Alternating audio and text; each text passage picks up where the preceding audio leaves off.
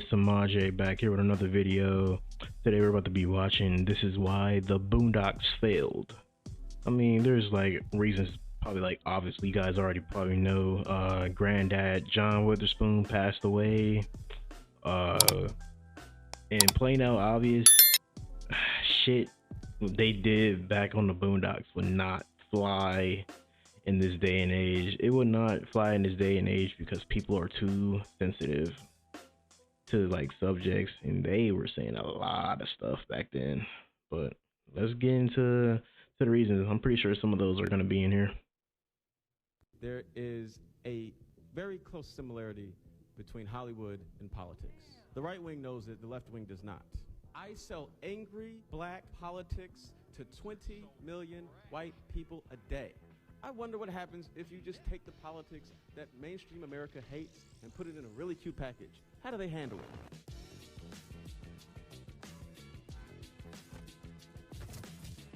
Remember the earlier days of the internet? A wild and weird time where just about any level of humor flew. Edginess was the rule of the landscape, and no doubt many of you were either growing up during that time, Jesus Christ, I feel old, or, like myself, you were deeply inundated in all the post-ironic glory. You basically couldn't escape it at the time. If you were on the internet, you were likely watching some variation of people swearing, throwing up into each other's mouths, or whatever weird, absurd thing that's going on. And while this era is beloved by most, it really was an era of truly hollow, edgy humor. I mean, I'm a large appreciator of Filthy Frank lore, but I'd be lying if I said it made any deep commentary on our society. That's why it genuinely didn't surprise me too much to learn something I know many of you will likely know and say it was obvious, that The Boondocks was a show that was released in 2005, and not in fact during the edgy era of the internet, despite many clips of the show being posted during that period. Around 2005, you had comedians like Dave Chappelle blowing up for his critical...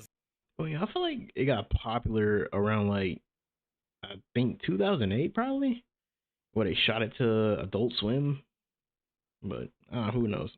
View of society and the black experience. Was it edgy? Yes. But was a lot of it poignant and meticulously thought out to make a point? Absolutely. While yes, the greatly inferior fourth season aired in 2014, we'll get to that soon, The Boondocks itself came out far earlier. While many will often say that the show couldn't be made today due to the political climate, I couldn't disagree more. The Boondocks, outside of its more in-your-face gags with Uncle Ruckus and clip segments for memes out of context, was a show about class struggles, stereotypes made within and outside the black community, and race relations. And, as everyone knows, comedy is the easiest way for people to swallow political truths in society. So the Boondocks did just that to a T. Every edgy joke typically has something to say about society, and no topic or celebrity was off bounds to Aaron McGruder's writing. However, with this in mind, the problem should become incredibly clear about why the Boondocks couldn't work today. But before that, a word from my sponsor. Me, because I'm actually not sponsored, so I gotta do it myself. Remember to like, sub, and drop a comment below, since as I say in every video, it's completely free and it helps get my videos out there to the cold, unfeeling algorithm. And especially if you want me to make more of these unique videos that aren't just focused on Smiling Friends, Vivzy Pop, or anything else specifically that you're just not down for. Remember how I said we'd get back to talking about Season 4? Well, that's perhaps the biggest key factor into why. The Boondocks, even in its earlier seasons, although popular, caught tons of flack from people as it targeted just about everyone, as I'd mentioned before. What made it work, though, and likely survive, was the fact that Aaron McGruder was the brainchild behind the show. He knew just exactly how to strike the perfect balance of satire and edgy humor, while also coming off as genuine. Take a character like Huey, who is basically a self-insert, but even when he Huey was my favorite character. Room, he still showed vulnerability as a child still learning, and not quite a Lisa Simpson character in the later seasons, where she essentially becomes a flanderized know-it-all, which is where Season 4 comes in again. Season 4 intentionally ripped all the nuance away, the thought-out writing for the characters and charm, and threw it out the window in favor of a more flanderized style of character writing and Family Guy-like jokes, where simply saying something stupid and absurd should be funny enough, at least from their perspectives. I mean, I feel like that probably is right because, like, I guess that, like, it was probably easier to write. It was probably, like, had to, like, think methodically about stuff. So you can just, write stuff down until they can learn the lesson. Like, look at the shit Family Guy puts out. Just pumping out just bunch of bullshit sometimes. and it's easy to do that over just like trying to create some genuine shit. But later seasons of the Boondocks, I can tell it kind of just went off the rails though. Many had attributed this to the fact that Aaron McGruder had left the show in the fourth season, but in late 2014, it was actually revealed through Sony hacks that a series of emails exchanged by Magruder and the producers at Sony showed he was in fact involved in the season's creation. However, much of what he had planned and written was then handed to new writers who essentially butchered the impact of the jokes and plot lines. I need to remind you, of course, that much of this is my own obvious speculation, as there's not much online about how much Magruder had written, but one can only assume with the drastic loss of edge in the final season, he likely had drafts and plots written out, not too different from how, if you've watched my previous videos, you'll know that both Zach and Michael Cusack also write out plots for future episodes well in advance. However, that's exactly the problem. You remove both of them from the equation in making these plots and writing moments, along with Magruder, and you get a hollow experience of what they'd written out. The leaks and Granddad's voice actor had stated he was being forced to write multiple shows and had to have it done incredibly quickly, so he was fired for not meeting their expectations. So ultimately, you Wow. remove the venom from the snake, and you've just got a little wet noodle. That's what happened to Boondocks. This was essentially the same thing, as we were about to get a No way you fire Granddad. John Witherspoon, the biggest voice out of everybody and like the go-to actor for all the 90s dads movies, man. All the 90s dad movies I seen, it was Friday, it was just a whole bunch of stuff with Eddie Murphy in it, Martin, bro, he was everywhere, the Wayans brothers. Like, no way you fire him just because he couldn't write faster or, focus on multiple elements. Ah, man, I just feel like they just dropped the ball with everything. They dropped the ball with this by like, taking the unoriginality out of like the first couple of seasons and like not really making, giving stuff to new writers. If the other writers' stuff was working, why not just keep them as writers? And not just try to like have new writers come in for, I guess, new ideas. Boondocks Reboot. After many years of being under a gag order from Sony, Uncle Ruckus's voice actor actually spilled the beans that Aaron McGruder had been fired yet again for being unable to finish his writing quickly enough. Felt like it was Wow. taking too long. Like I had already recorded 8 episodes of it as Uncle Ruckus. I'd done 8 episodes, but they decided they weren't going to make it.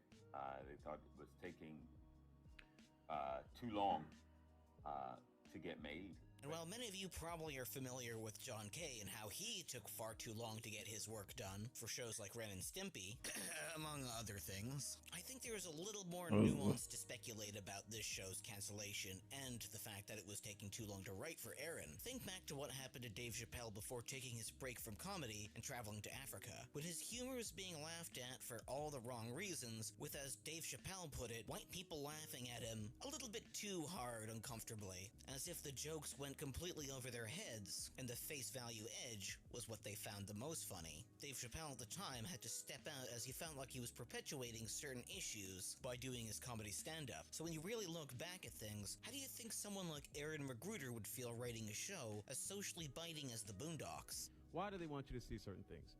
Why do they want black people looking silly? Well, it's simple.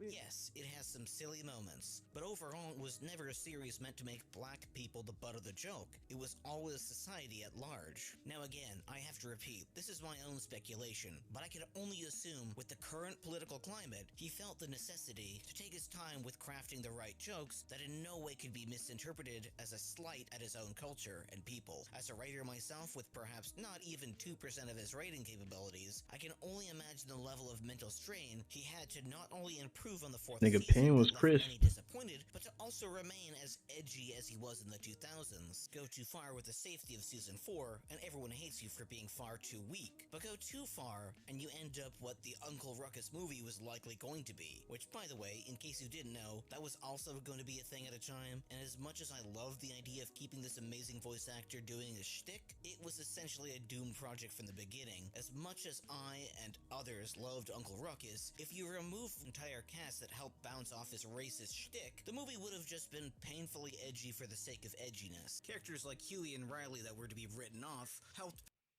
I feel like if they just did that, bro, it would just like take everything out of it.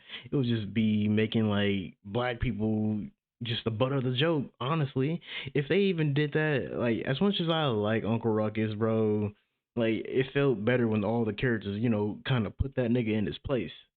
But if it was just him, just like constantly just bouncing jokes, trust me, he's funny. If it was just him constantly bouncing jokes off of just like, random black people or just like being like the main thing of the movie, I would not even fucking butt at watching that.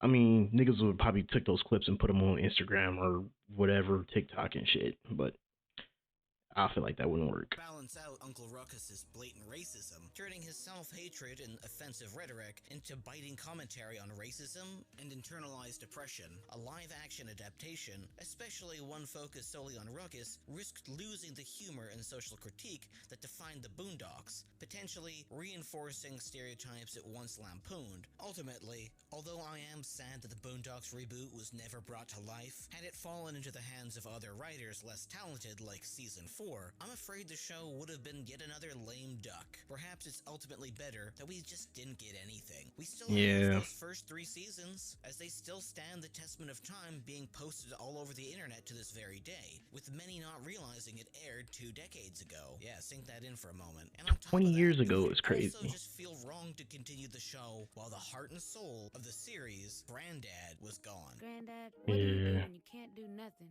but there's nothing you can do? You do what you can. I can only hope that within the next couple of years, we see something like Black Jesus be made by Magruder, but for now, I think it's best we all move on from the Boondocks, and hope Aaron does too, for his own sanity. Thanks for watching, guys. Yeah, this video had a lot of good points. I'm all for it. I wish it would have got rebooted, but like all the points he brought up are just pretty decent.